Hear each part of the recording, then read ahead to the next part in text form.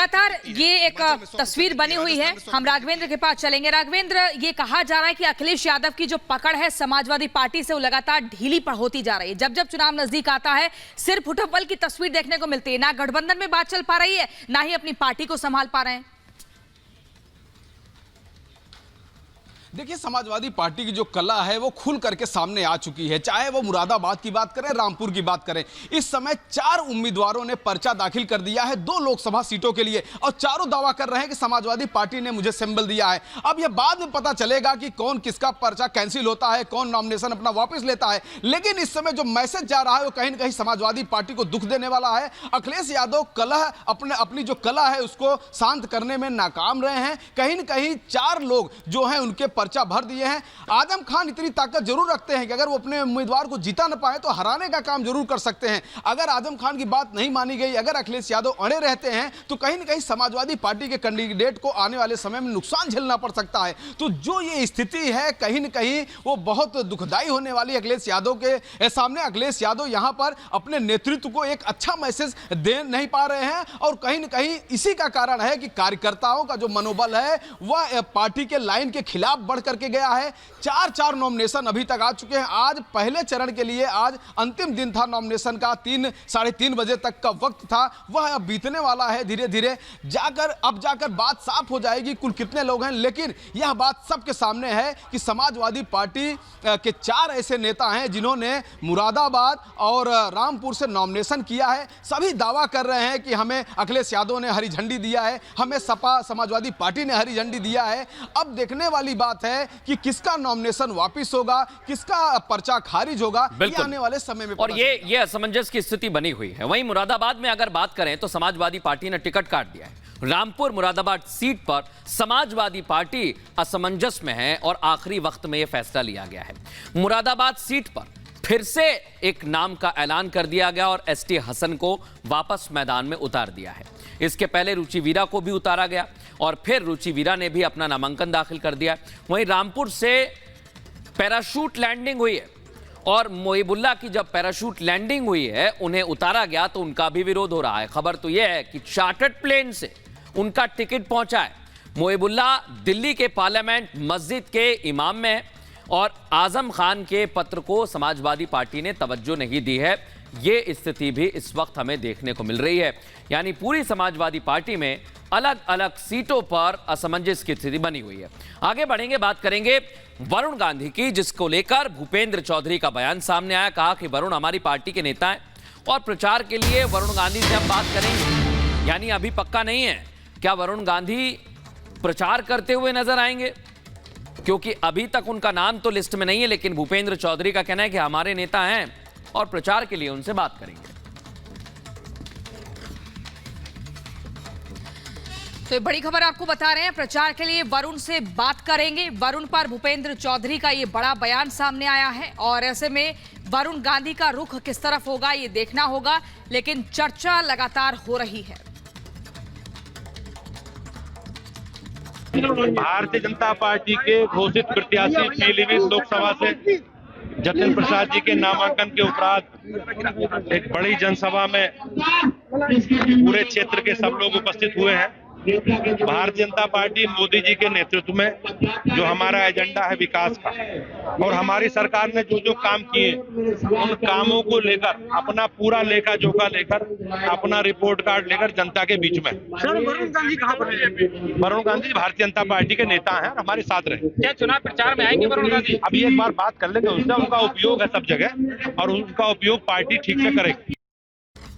और इसी खबर पर पीलीभीत से हमारी सहयोगी मीनाक्षी हमारे साथ जुड़ गई है। मीनाक्षी, जब पीलीभीत का जिक्र किया जाता है और 1996 को याद किया जाता है, तब से ही या तो मेनका गांधी या फिर वरुण गांधी के पास ये सीट रही है। लेकिन बीजेपी ने इस बार कुछ और एक्सपेरिमेंट किया है और जतिन प्रसाद को टिकट दे दी है। वहीं बीजेपी कह रही है कि वरुण गांधी हमारे ही नेता हैं। क्या कुछ वहां पर लोगों का कहना है?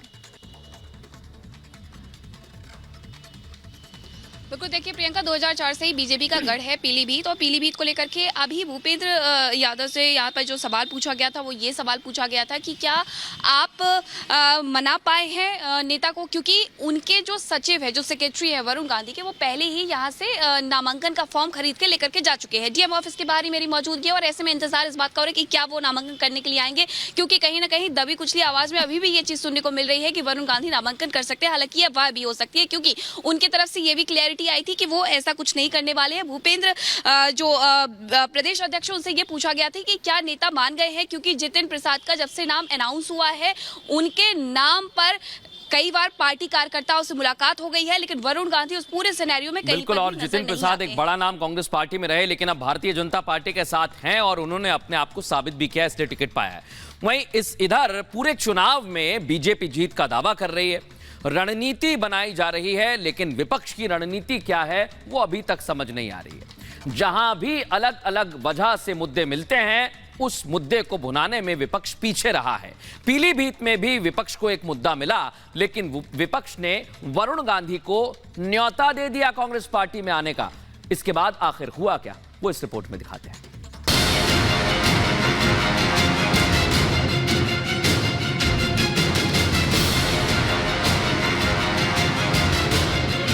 पीलीभीत लोकसभा सीट की लड़ाई चुनाव की तारीखों के करीब आते आते दिलचस्प मोड़ लेती जा रही है। बीजेपी ने इस बार जहां इस सीट से मौजूदा सांसद वरुण गांधी का टिकट काटकर जितिन प्रसाद को अपना उम्मीदवार बनाया है, तो वहीं सपा बसपा ने भी अपने अपने प्रत्याशियों के नाम का ऐलान करके इस लड़ाई को दिलचस्प बना दिया है। लेकिन पीलीभीत लोकसभा सीट से जुड़ी अब जो खबर सामने आ रही है वो सपा बसपा और कांग्रेस के लिए किसी सदमे से कम नहीं है। पीलीभीत में अब बीजेपी वर्सेस सपा बसपा।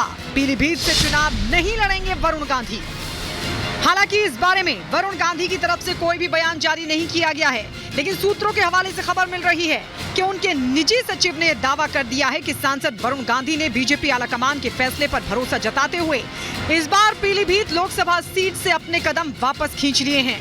वरुण का ये फैसला सिर्फ पीलीभीत लोकसभा सीट को लेकर है या वो इस बार लोकसभा चुनाव में उतरने ही नहीं वाले, इस बारे में फिलहाल कोई जानकारी सामने नहीं आई है। लेकिन वरुण गांधी के नए फैसले के बाद अब पीलीभीत में मुकाबला सीधे बीजेपी वर्सेस सपा बसपा होने वाला है।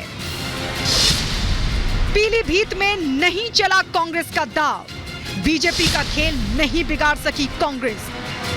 बेशक वरुण गांधी का ये फैसला एक तरफ जहां सपा बसपा की चुनौती को बढ़ाने वाला है, तो वहीं बेटिकट किए गए वरुण गांधी का ये फैसला बीजेपी के लिए भी राहत से कम नहीं है, जबकि कांग्रेस के लिए तो ये चुनाव से पहले ही हार का हाथ लगने वाली स्थिति है, क्योंकि कांग्रेस ने वरुण गांधी को अपनी पार्टी में शामिल होने का न्योता दिया था, जिसके जवाब में वरुण गांधी ने ये फैसला लेकर बिना कुछ कहे ही उसे ठुकरा दिया है। हालांकि वरुण गांधी अब खोलकर सामने नहीं आए हैं, उन्होंने अभी तक सारे पत्ते नहीं खोले हैं, वो अब भी खामोश हैं। यही वजह है कि अब भी उन पर सभी की निगाहें टिकी हैं। हालांकि राजनीतिक विश्लेषकों की माने तो वरुण गांधी के पास बहुत ज्यादा विकल्प भी मौजूद नहीं थे, क्योंकि वो किसी भी सूरत में अपनी मां मेनका गांधी के लिए मुसीबत खड़ी नहीं करना चाहते थे, जो बीजेपी के टिकट पर सुल्तानपुर से सांसद का चुनाव लड़ने जा रही हैं। लेकिन राजनीतिक विश्लेषक ये भी बताते हैं कि इस मामले में जिस तरह से वरुण गांधी ने मंचे हुए नेता की तरह फैसला लिया है, उसे देखते हुए इस बात से इनकार नहीं किया जा सकता कि उन्होंने चुनाव से पहले ही दो बाजी जीत ली है। एक पीलीभीत की जनता की नजर में हीरो बनकर, और दूसरी पीलीभीत के मैदान पर सपा बसपा जैसे दुश्मनों को पटखनी देने की भगवा नीति को ताकत देकर। वहां सपा बसपा के उतारे गए उम्मीदवारों की बात करें तो पीलीभीत में अब सपा बसपा वर्सेस बीजेपी। सपा से भगवत सरन गंगवार, बसपा से अनीस अहमद खान और फूल बाबू, जबकि बीजेपी से जितिन प्रसाद उम्मीदवार हैं। ऐसे में 71% से ज्यादा हिंदू आबादी वाले पीलीभीत लोकसभा में वरुण गांधी का ये दाव कितना अचूक साबित होगा, ये समझा जा सकता है। बहरहाल अगले 1-2 दिन में ये पता चल जाएगा कि बीजेपी अपने हिंदुत्व के इस डार्क हॉर्स पर क्या दाव लगाने वाली है। Bureau report, Republic Bharat.